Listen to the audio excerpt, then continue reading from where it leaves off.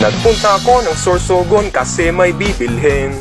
Kumakalam ang aking tiyan, gusto nang kumain. Tapos na kong dumiskarte nung pwedeng lamunin. Syempre kwek-kwek, itlog ng pugo na nakabalot sa harina. Astig pa ng itsura dahil kulay orange siya. Sinawsaw ko sa suka with onion at paminta. Syempre kwek-kwek.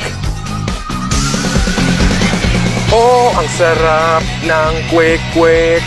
Sobrang healthy at walang side effect. Sira ang wifi namin, di makakonect. Pero okay lang yan dahil meron naman akong kwek-kwek. Kwek-kwek,